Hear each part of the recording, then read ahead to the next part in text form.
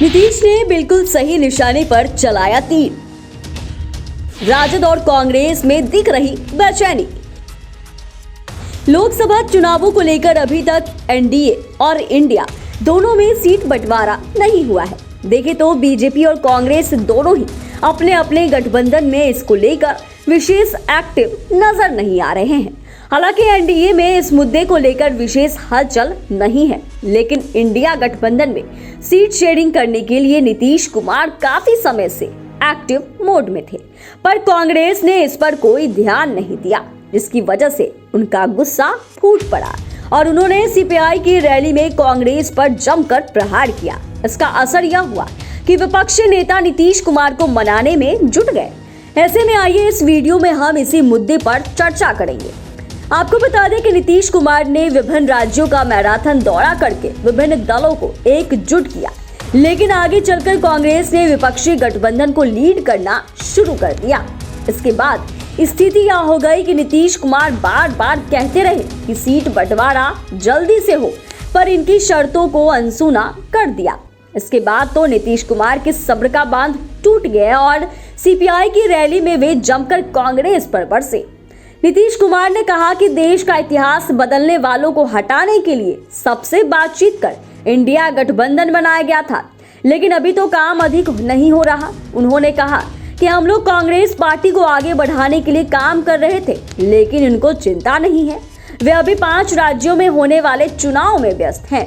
नीतीश कुमार ने कहा कि 5 राज्यों का चुनाव होने दीजिए, उसके बाद विपक्षी गठबंधन की एक मीटिंग होगी। आमतौर पर विपक्षी गठबंधन इंडिया के बनने के बाद से नीतीश कुमार ने कांग्रेस के प्रति इतनी ज्यादा नाराजगी नहीं दिखाई थी, लेकिन इस बार उनका कांग्रेस पर बरसना इंडिया में खलबली मचा दिया है। ऐसा लग रहा है कि नीतीश कुमार का तीर बिल्कुल सही निशाने पर लगा है, क्योंकि इसके बाद तो राजद और कांग्रेस की तरफ से नीतीश कुमार को मनाने की कोशिश शुरू हो गई।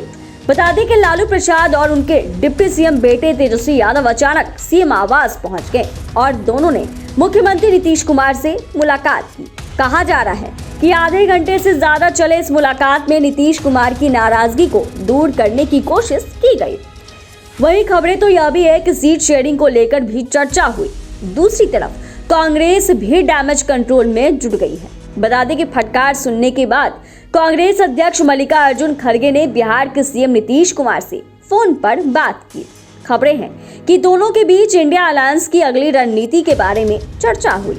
इस तरह नीतीश कुमार से फटकार सुनने के बाद राजद और कांग्रेस में बेचैनी साफ देखी जा सकती है।